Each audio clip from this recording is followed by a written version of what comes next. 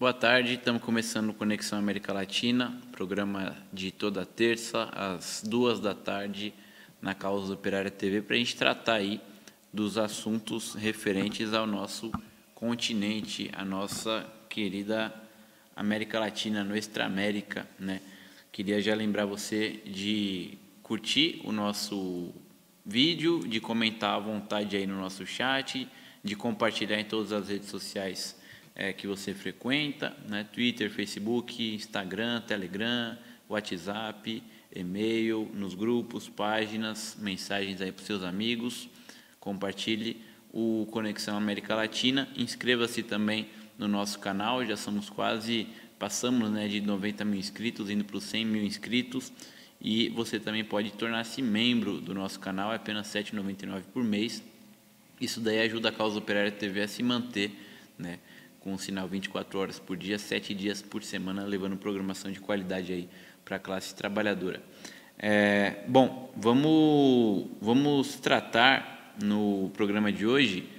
A gente trouxe aqui uma convidada, a nossa comentarista que já participou outras vezes de programas aqui da Causa Operária TV, a companheira Pilar Troia, que é da Assembleia Internacional dos Povos, ela é equatoriana, para a gente conversar sobre as eleições no Equador, que estão na reta final. Essa daqui é a última semana. No domingo ocorre a eleição, né, o segundo turno aí das eleições que divide aí, né, o eleitorado entre o Andrés Arauz, candidato apoiado pelo ex-presidente Rafael Correa, né, candidato da esquerda equatoriana, e o Guilherme Lasso, que é o candidato dos grandes banqueiros, né, candidato da direita e da burguesia. O Arauz está na frente em várias pesquisas divulgadas recentemente, né, mas ainda está acirrada, né, a briga, e a burguesia certamente vai fazer de tudo para impedir, né, que o Arauz ganhe e tentar colocar aí um novo governo neoliberal, né, como tem sido o governo do Moreno no Equador, do Lenín Moreno. Bom, queria dar aqui as boas-vindas, então, boa tarde para Pilar. Muito obrigado pela sua participação aqui no nosso programa, Pilar. Vai ser legal a gente conversar um pouquinho sobre esse final aqui de eleição no Equador. Queria começar, Pilar, perguntando para você como que tem sido aí a cobertura da imprensa equatoriana a respeito das eleições. A imprensa, a gente sabe, né, que em toda a América Latina, sempre nas eleições, ela ataca, né, os candidatos da esquerda e beneficia os candidatos da direita, muitas vezes, né, mentindo sobre os candidatos e tudo mais. Você tem visto isso daí também na cobertura da imprensa nas eleições do Equador?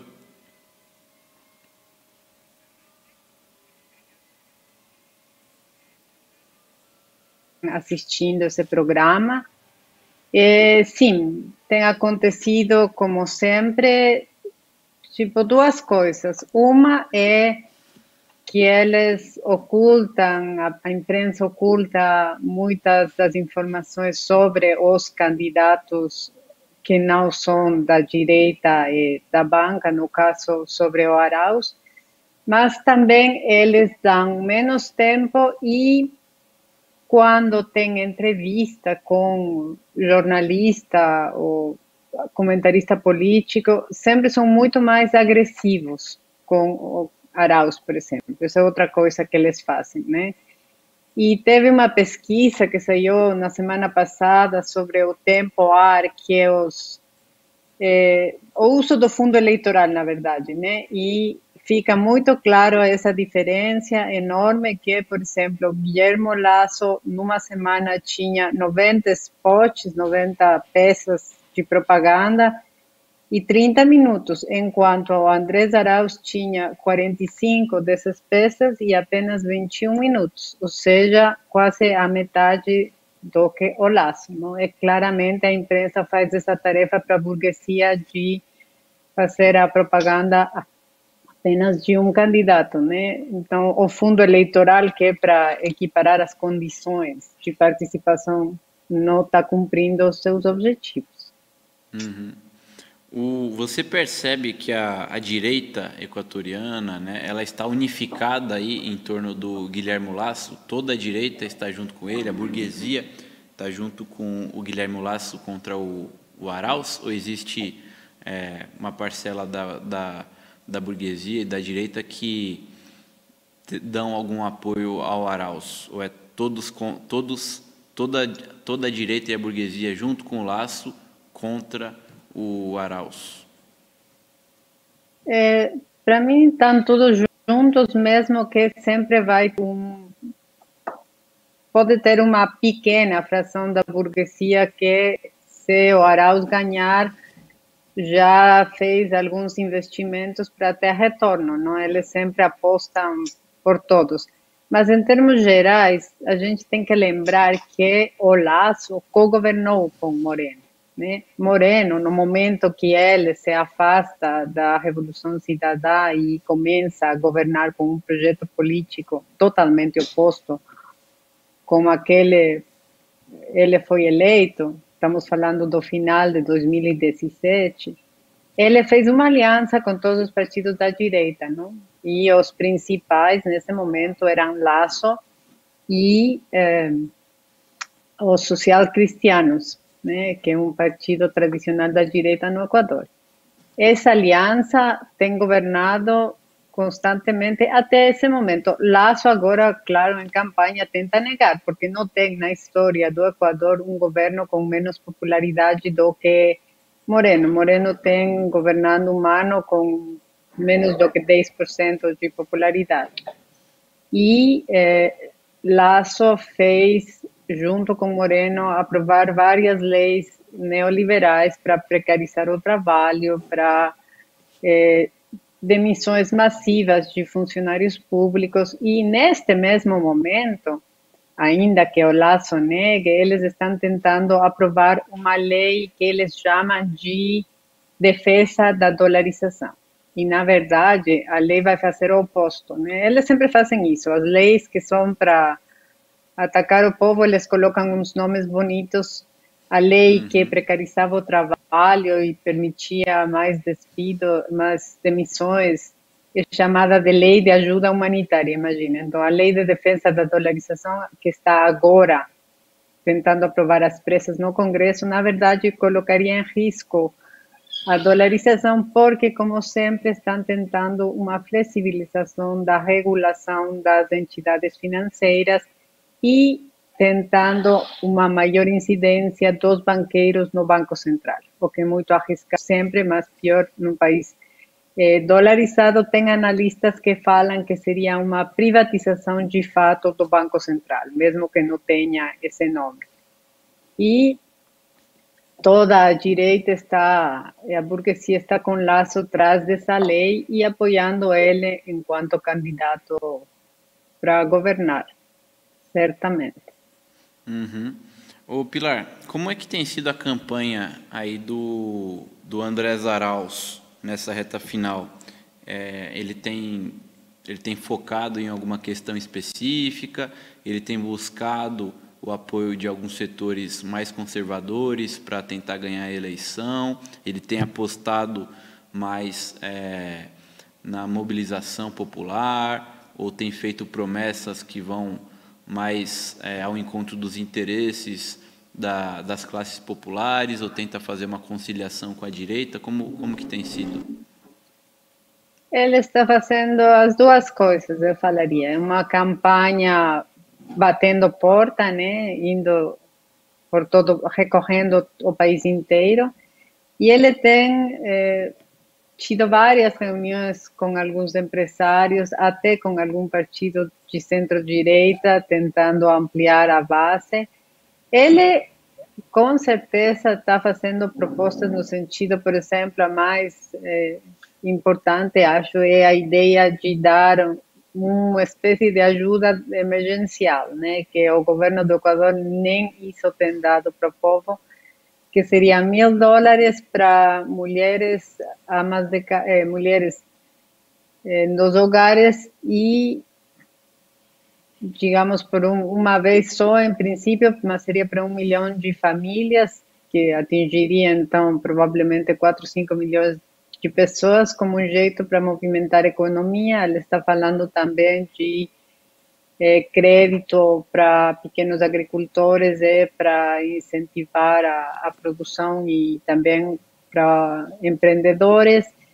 Ao mesmo tempo, eu acho que é importante saber que ele tem tentado se juntar com as bases populares nesse sentido. No fim de semana, ele conseguiu o apoio de uma parte do movimento indígena. CONAIE, que a CONAIE, para explicar ao público brasileiro, seria como uma central de organizações indígenas, não é uma central nacional de organizações indígenas, tinha decidido o voto pelo o que eles chamam de nulo ideológico.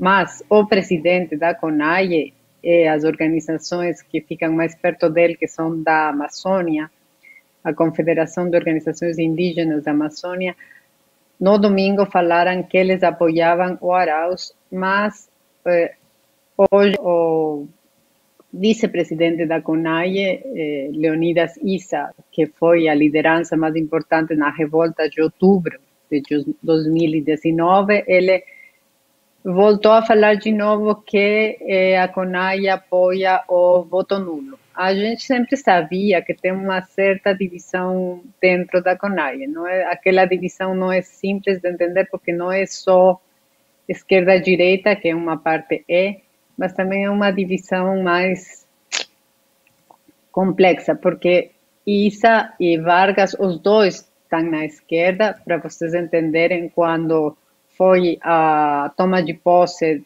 do Arce na Bolívia, os dois foram convidados. O que não foi convidado foi o Iaco. O Iaco representa a direita, para mim, dentro do movimento indígena, o que foi candidato, né, e não conseguiu passar no segundo turno. Iaco Pérez. E, então, esses dois, tanto o presidente e o vice-presidente, são do lado esquerdo. Entendi. Você me ouve? Da CONAIE, mas sim. Sim, é importante entender, porque você tem que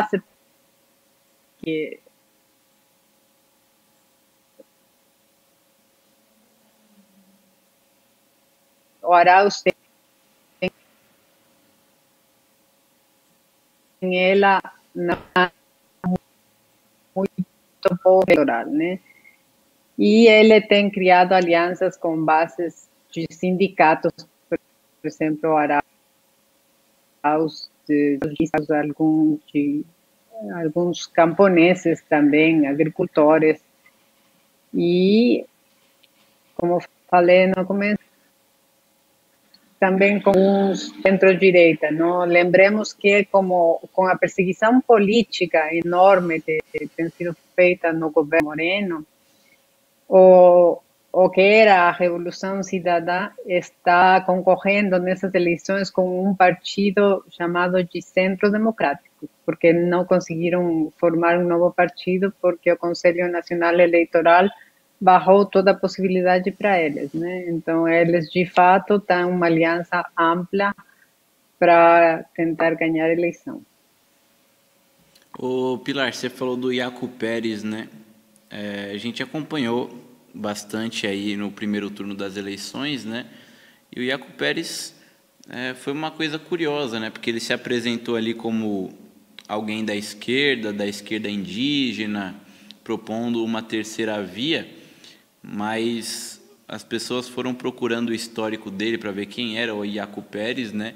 E a gente viu aí que ele apoiou já na última eleição, quando o Lenin Moreno se apresentava como candidato do Rafael Correa, ele tinha apoiado o Lasso, né? E aí ele apareceu um monte de denúncias, né, contra Iaco Pérez. Você falou, né, que que ele representa a direita, a ala direita aí dentro do movimento indígena, né? E parece ser isso mesmo, né? Inclusive com ligações aí com apoio internacional de setores capitalistas, né? Queria que você falasse um pouquinho mais qual que é a sua opinião a respeito do Yacu Pérez. Perdão, a conexão cortou um pouco. Vamos fazer assim, Pilar. Sai desse programinha, desse link que a gente te enviou, e entra de novo. A última parte. Tá bom? Sai desse programinha que a gente enviou para você e entra de novo no link. Enquanto isso, vamos exibir aí a coluna da nossa companheira Ilka Oliva Corado, lendo mais um poema dela em Crônicas de uma Inquilina, direto dos Estados Unidos, ela que é uma poetisa guatemalteca imigrada. Del poemario Niña de Arrabal, Teresa María. Teresa María se llamaba la niña de sueños fugaces que la suerte marcó. Emprendió con valentía la desconocida travesía y la frontera perforó. Llevaba 2 prendas en bolsa de manta y guindadas al alma las muestras de amor. De la abuela quedada en tierra lejana, un abrazo, un rosario y la bendición. Adiós abuelita, que Dios te guarde, me voy que ya es tarde. El coyote me espera en la puerta de pino, en la salida del pueblo, ahí está el camión. Teresa María se llamaba la niña que el coyote vendió a traficantes de trata y en la ferrovía la entregó. Le dijo: Teresa María, aquí termina mi viaje, son esos señores los que te llevarán, andate con ellos que te cruzarán. Teresa María, el peligro persistió, tomó su matate y chispuda, la niña corrió, intentó escapar, su vida salvar, y aquellos maleantes, pero era muy tarde, la tenían rodeada. La ataron de manos, la lanzaron al suelo y ahí el más añejo la violó.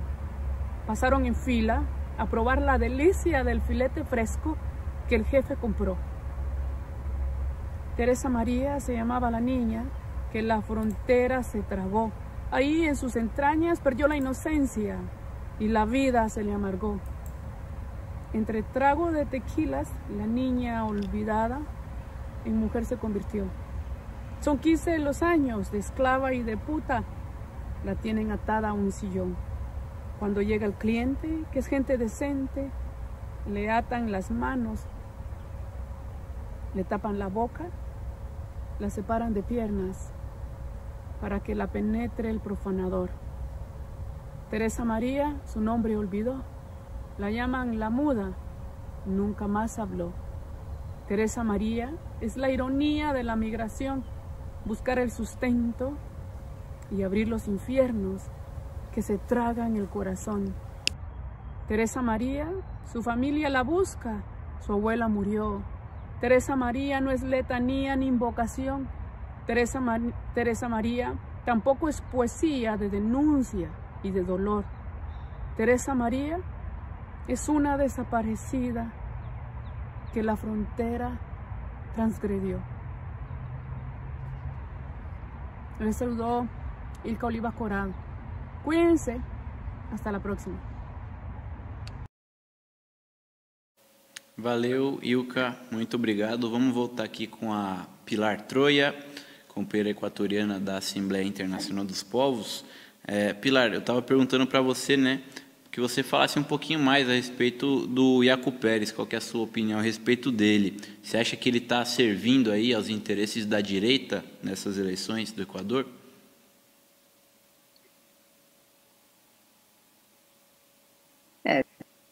Está servindo na ideológica, o movimento indígena está bem mais perto do Arauz que do Lasso, claramente. Então, Chido, e ele está nesse jogo, ele, como você falou, já no 2019, no Lasso, falando que era preferível um banqueiro do que uma ditadura, que é um exagero, mas a gente tem que reconhecer claramente que teve um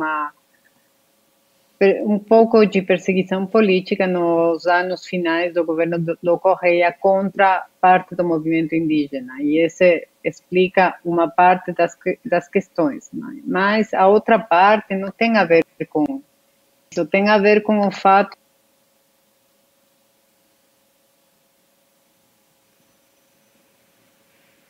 de que, por exemplo, eventual tratado de comércio com os Estados Unidos. Vocês sabem que os tratados de comércio são sempre bem ruinosos para os países pequenos e pobres, não? E ainda pior para os camponeses e para os indígenas, seriam terríveis. E ele falou que ele concordava em assinar um tratado de livre comércio com os Estados Unidos.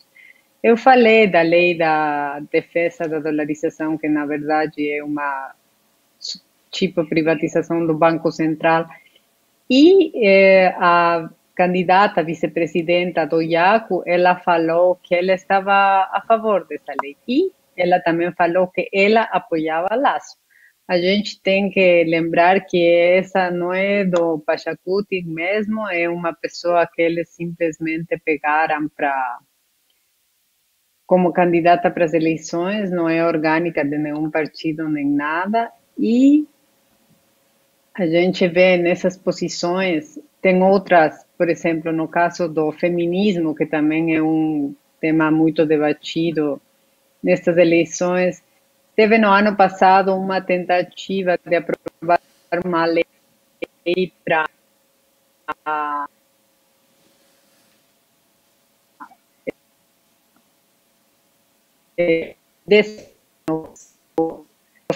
nesse caso de violação ainda criminal, tentaram descriminalizar, e na votação na Assembleia aconteceu o seguinte: Pachacuti votou contra descriminalizar, que siga sendo criminalizado, enquanto a bancada da Revolução Cidadã, os que eram, digamos, os que são do Correia, eles votaram, a maioria deles votou a favor, né? Então, você tem para ver aí que algumas posições do Pachacuti e do IACU claramente estão na direita, né? Sobretudo na parte econômica. E ele parece que é muito ecologista, mas, como diz o Chico Mendes, né? Ecologismo de classes é jardinagem,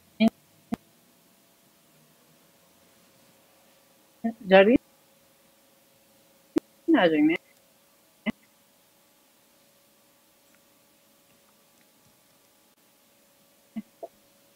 Da água. Ele tem muita vinculação com ONGs dos Estados Unidos.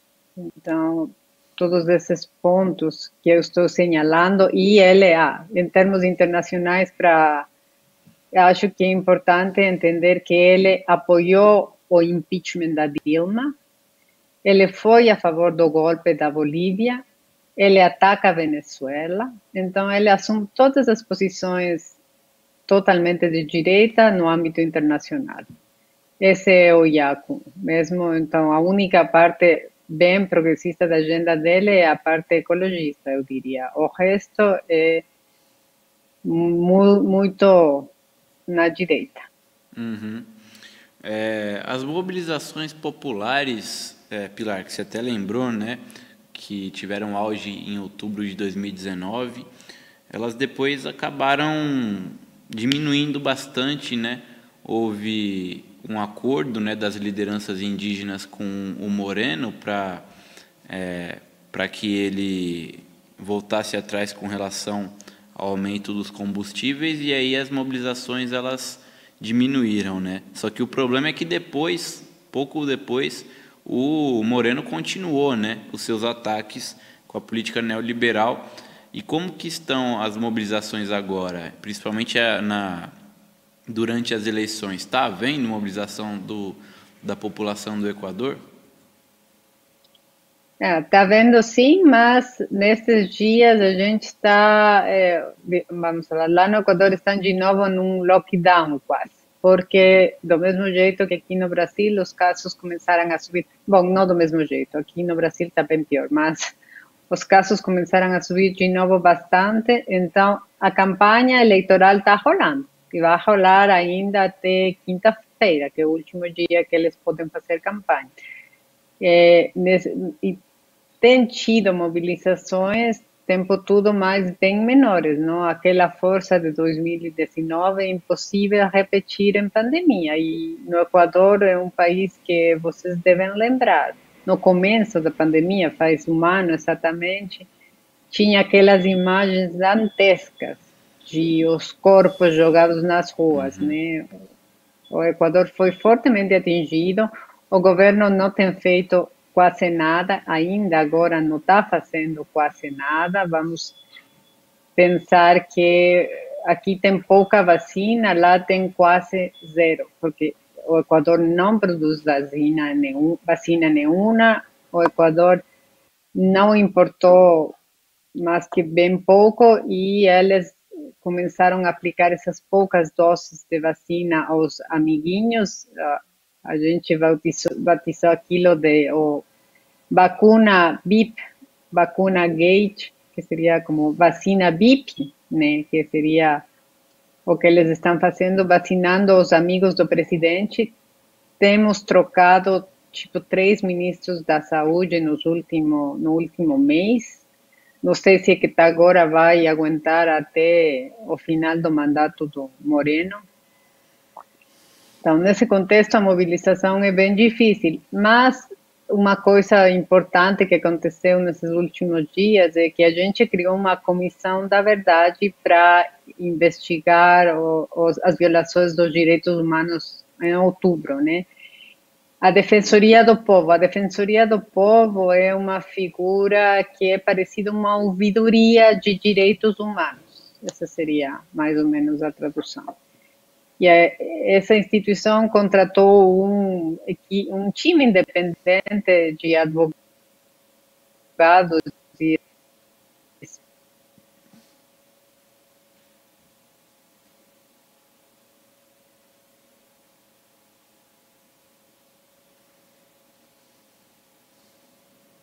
especialistas na briga pelo segundo lugar, que no fim das contas ganhou Lasso. Nem o Lasso foram receber aquele informe. E naquele informe tem evidência de que o governo pode ter cometido crimes contra a humanidade, porque eles assassinaram pessoas sem nenhum, não em confronto, não, sem nenhum motivo. Pelo menos 6 dessas 13 pessoas que foram mortas, e, claro, tem o caso de 20 pessoas que perderam os olhos, mais de 1.300 detidas, tudo mais, né? E foi bem importante porque todos os candidatos não relevaram o suficiente aquela questão de outubro, não? Nem o mesmo Iaco levou isso como parte da campanha. Para mim, outra mostra da posição dele, não? Então, agora esse informe obrigou todo mundo a voltar a mirar o que tinha acontecido, né? Uhum. Você acha, Pilar, que um governo, se o Arauz, né, for eleito, um governo dele vai ser igual ao governo do Rafael Correa, ou vai ser mais moderado que o governo do Rafael Correa? Eu acho que claramente vai ser mais moderado. Não é a mesma pessoa, ainda que na campanha suja que tem feito nesses últimos dias tentem dizer que Arauz é Correia. Não é. Arauz é bem mais novo, tem outra visão. Por exemplo, um dos pontos de luta constante com os movimentos sociais, sobretudo com as feministas, descriminalizar. O Correia nunca foi aceitada pelo Correia.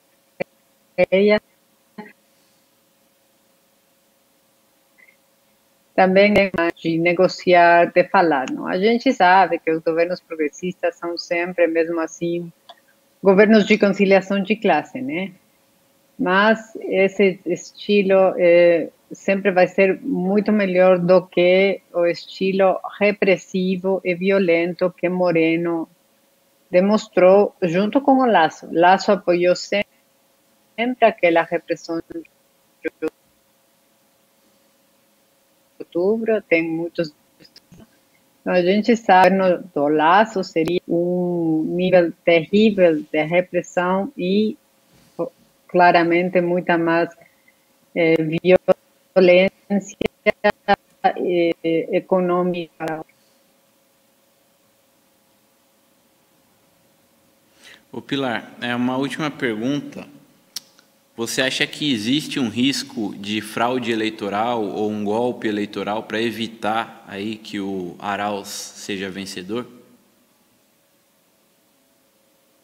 É risco o tempo todo, porque, como eu já falei, eles tentaram primeiro não deixar eles criarem um partido. Então, os correístas, são cidadãos, não têm partido próprio.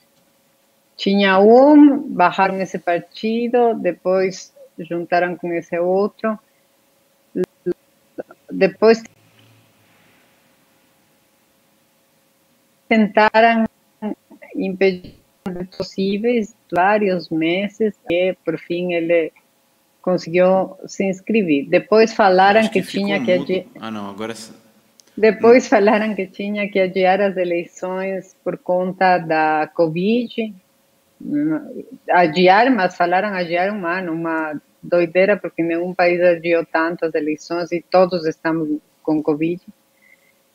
No fim das contas, a gente tem eleição e tudo isso tem sempre sido com forte apoio da mídia, não? A mídia tem sempre sido uma propagandista do governo e apoiado todas as decisões e não falado de todas as coisas ruins. Por exemplo, não falado da questão bem grave das vacinas, até que foi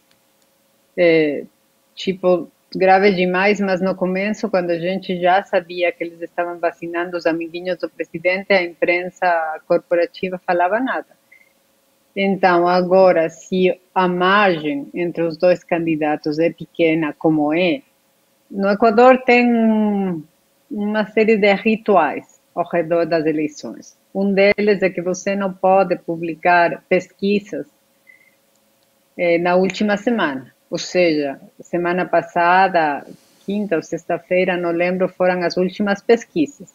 Depois sempre tem pesquisa circulando clandestinamente, mas oficialmente na mídia não pode aparecer nenhuma pesquisa na última semana e a partir da sexta-feira é o silêncio eleitoral. Acabou a propaganda até o dia da... Agora a gente não tem pesquisas públicas, mas sabemos que a margem é pequena, e com uma margem pequena, o Conselho Nacional Eleitoral, que a presidenta do Conselho do Pachacuti, para eles, não? Pelo menos, e tem mais uma vocal, que é meio independente, mas também é da direita. Então, com esse Conselho Eleitoral e também com a situação de estado de emergência que foi declarada em 8 províncias do país, eles têm o controle. Então, se a margem for muito pequena, eles bem poderiam tentar fazer uma fraude. E agora vai ser muito mais difícil que tenha protesto do povo, né? Porque em estado de emergência você sai para protestar na rua e você seria detido imediatamente, na teoria. E, claro, não dá para ir contra o estado de emergência, porque o número de casos da Covid está subindo muito mesmo, né? Os hospitais lotados, tudo mais. Então, é um cenário que facilita realizar uma fraude. Se é um risco que menor a margem, maior a possibilidade de fraude. Uhum. Bom, muito obrigado, Pilar, pela sua participação aqui no nosso programa. Se você quiser falar mais alguma coisa, aí fica aberta aí. mas já queria agradecer pela sua participação. A gente vai continuar acompanhando aí essas semanas as eleições no Equador. Sim, uma última coisa que acho bem importante é que tem sido uma campanha muito suja, não? Tem sido difícil para o Arauz falar das propostas dele em positivo, porque tem ataques o tempo todo com mentiras, né? Então, as mentiras são Equador vai virar Venezuela, é o mesmo que falavam na época do Correa, nunca aconteceu. Lembra que a gente, no caso das vacinas, queria mesmo virar Venezuela. Depois estão falando que está tentando tirar a dolarização, o que é mentira. O Arauz está defendendo a dolarização porque sair dela teria um custo de uma crise imensa para o país. E depois eles até inventaram que o ELN, que é um grupo guerrilheiro da Colômbia, teria financiado a campanha do Arauz. Depois, o vídeo que eles apresentaram como evidência foi demonstrado que era um vídeo fake, porque tinha uns passarinhos lá no fundo que são equatorianos e um científico demonstrou que... foi muito engraçado. O científico demonstrou que o canto dos passarinhos eram passarinhos que só habitam no Equador, assim que não podiam estar na Amazônia da Colômbia, que é o que eles falavam. E imagina se o ELN tem tanta grana para donar para candidatos. Não era toda uma mentira, uma montagem, mas isso tem sido campanha suja, atacando o Arauz por ter sido funcionário público, como que se ser funcionário público fosse um crime, não? Então tem sido uma campanha bem difícil nesse sentido, não? E com essa disparidade na mídia que eu comentei, que está até com os números colocados lá, não? De como a imprensa burguesa apenas faz propaganda do Lasso e nada mais. Então, essa era a outra parte que achava importante colocar aqui. Muito obrigada pelo convite e até a próxima, torcendo para o Arauz ganhar no domingo. Valeu, muito obrigado, Pilar, nossa companheira Pilar Troia, da Assembleia Internacional dos Povos Equatoriana, falando aí sobre as eleições do Equador. Deixa eu agradecer aqui o pessoal que está comentando no chat também, o Arthur Freitas, o Sou Eu, que envia um super sticker, muito obrigado, o companheiro está sempre aqui assistindo a nossa programação. Desta vez eu consigo também enviar um super sticker, um super chat, né? Ele tá um super sticker também, sempre acompanha nossa programação, nunca desiste da COTV, né? Desta vez eu consigo.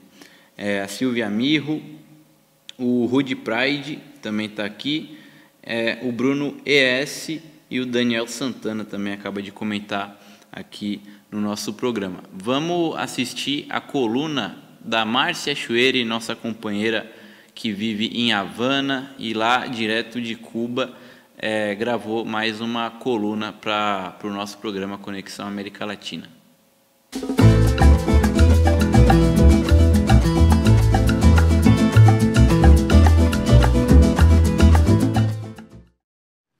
Olá, sou Márcia Chueri.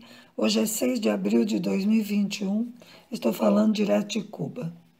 Esta semana, vários meios de comunicação internacionais produziram matérias sobre as vacinas cubanas. Nos Estados Unidos, o New York Times, por exemplo, reconheceu que Cuba está à beira de um êxito científico extraordinário, a produção massiva de uma vacina contra o coronavírus inventada na ilha. Na verdade, a informação deles foi até insuficiente. Cuba já tem 2 candidatos vacinais na fase 3 de ensaios clínicos, em um total de 5 produtos em pesquisa. O reconhecimento até demorou e é mais que merecido. Enquanto os países em desenvolvimento tentavam disputar, sem muito sucesso, com os países ricos, as vacinas produzidas pelos grandes laboratórios transnacionais, Cuba é o único país da América Latina que investiu em seus próprios candidatos. De certa forma, isso contém até uma ironia. Uma das causas que impulsionou a ilha a desenvolver centros de pesquisa e produção de medicamentos, entre estes várias vacinas, algumas únicas no mundo, foi justamente o bloqueio, a constante situação, ou pelo menos risco, de ser isolado e não poder adquirir esses produtos no mercado internacional. Graças à visão de Fidel e a décadas de esforço e trabalho, Cuba tem hoje a perspectiva de vacinar toda a sua população adulta até setembro deste ano. Neste momento, estão realizando ensaios clínicos fase 3 de 2 candidatos, Soberana 2, que está sendo testado em Havana, e Abdala, em províncias do oriente da ilha. Os ensaios de fase 3 avaliam a eficácia do candidato vacinal, ou seja, quanto este consegue evitar que as pessoas desenvolvam a doença. Por isso, o estudo inclui um grupo de pessoas que recebem placebo. A eficácia é calculada pela relação entre quantas pessoas que receberam o produto e quantas das que receberam o placebo adoeceram. Mas isso não serve para determinar a efetividade do candidato. A efetividade é que diz quanto o produto consegue evitar não apenas que as pessoas adoeçam, mas também que sejam infectadas pelo vírus, ou seja, que fiquem assintomáticas e transmitindo. A efetividade é medida com estudos em que não há grupo placebo. Para cálculo da efetividade Soberana 2 e Abdala, já estão sendo realizados estudos de intervenção. 150 mil serão vacinados com Soberana 2 e 120 mil com Abdala. Estão sendo vacinados os profissionais de saúde e os trabalhadores de Biocuba Pharma. Entre esses 4 estudos, 2 de fase 3 e 2 de intervenção, serão vacinadas mais de 350 mil pessoas. Isso é resultado de trabalho conjunto dos centros de pesquisa, Centro de Controle de Ensaios, Ministério da Saúde e Indústria Biofarmacêutica, e supõe um enorme investimento em logística, produção, cadeia de frio, formação de pessoal, transporte, etc. Também já está sendo preparado um amplo estudo de intervenção ainda no primeiro semestre com a população de Havana, que é a província mais afetada pela Covid-19. Ele será realizado com Abdala em municípios que não participaram do estudo de fase 3 e com a própria Soberana 2 nos municípios que já participaram da fase 3. Ou seja, as 2 vacinas serão testadas simultaneamente em Havana, mas os estudos estarão perfeitamente separados para permitir, inclusive, uma comparação de efetividade entre os 2 produtos. Ter desenvolvido mais de um candidato é uma estratégia que atende a vários objetivos. Em primeiro lugar, não desperdiçar tempo. Escolher um descartando os demais poderia significar um atraso posterior se o escolhido não atendesse às expectativas. Além disso, com o surgimento das novas cepas do vírus, é importante ter outras possibilidades de desenvolvimento de novos produtos. E há também uma questão econômica e de logística. Os produtos utilizam insumos diferentes e são produzidos em locais diversos. Produzi-los e aplicá-los simultaneamente otimiza o uso dos recursos. Bem, o plano elaborado prevê que no início de agosto já estarão vacinados 6 milhões de residentes em Cuba, de uma população total de cerca de 12 milhões de pessoas. Voltando à repercussão internacional das vacinas cubanas, a reportagem da CNN perguntava como é que uma ilha pobre, que enfrenta escassez de alimentos e até de medicamentos básicos, pode produzir suas próprias vacinas e imunizar toda a sua população antes mesmo que os países ricos.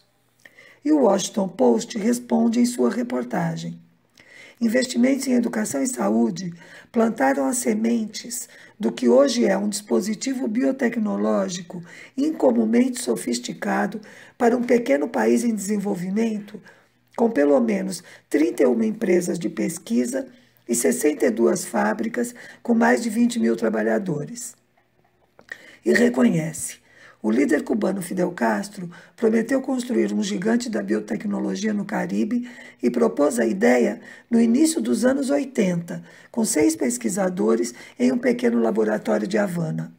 40 anos depois, a nação comunista pode estar à beira de um avanço singular, tornar-se o menor país do mundo a desenvolver não apenas uma, mas várias vacinas contra o coronavírus.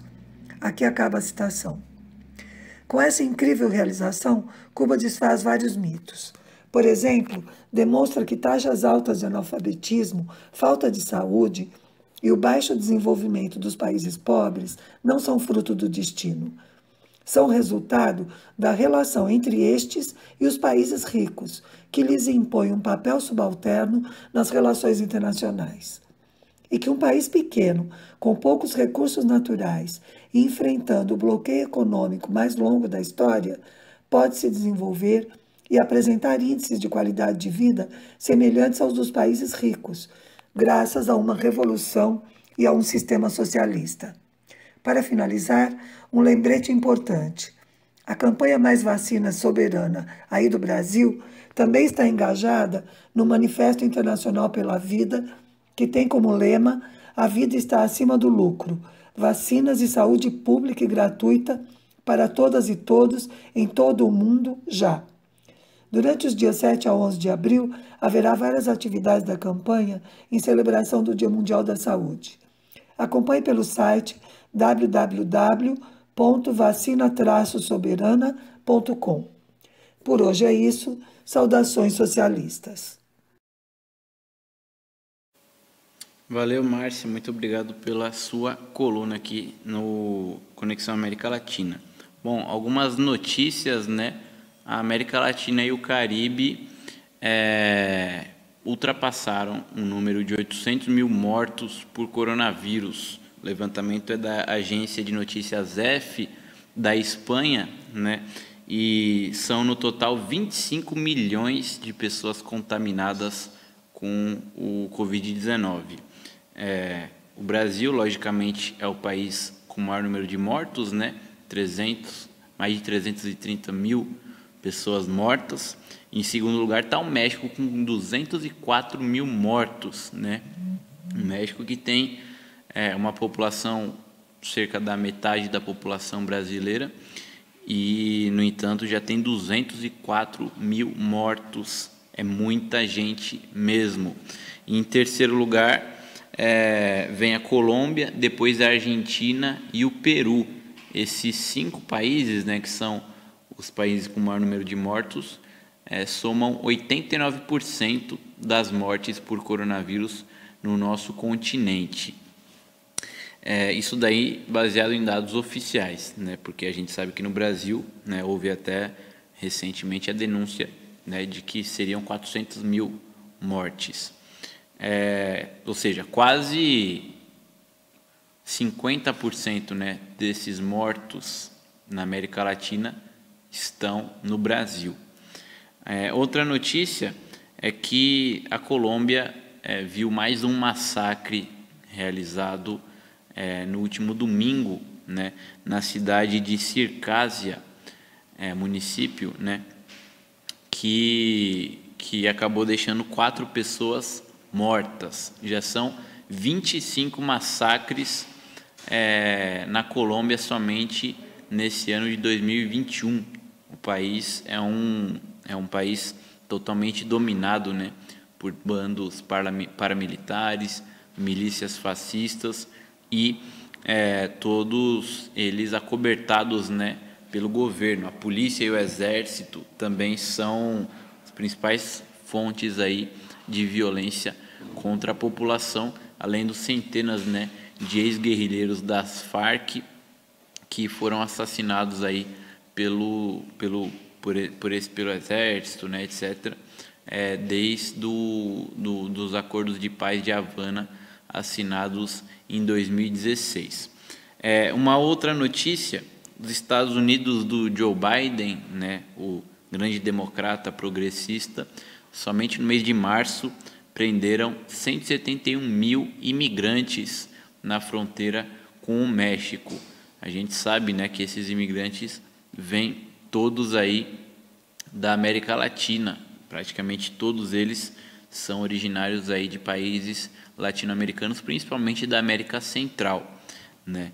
E muitos são crianças, que são colocadas em campos de concentração na fronteira com o México. Isso daí é que o antifascista, né, Joe Biden, tá está promovendo aí contra os imigrantes. E são 3.600 soldados norte-americanos que estão de guarda na fronteira com o México para reprimir, né, os imigrantes que vêm aí da América Latina famintos, né, por causa da própria política de saque do imperialismo norte-americano contra os seus países. Bom, a gente vai terminando aqui o Conexão América Latina. Queria lembrar que às 4h tem o programa Análise Política na TV 247 com o companheiro Rui Costa Pimenta. O programa aí vai analisar, né, os principais acontecimentos políticos do Brasil e do mundo. O programa ele é transmitido simultaneamente ao vivo aqui na Causa Operária TV também, então fique ligado, continue aí na programação da Causa Operária TV, assistindo a nossa programação, e às 4h você já assiste o Rui no 247. A gente volta na próxima terça-feira, às 2h. Até mais.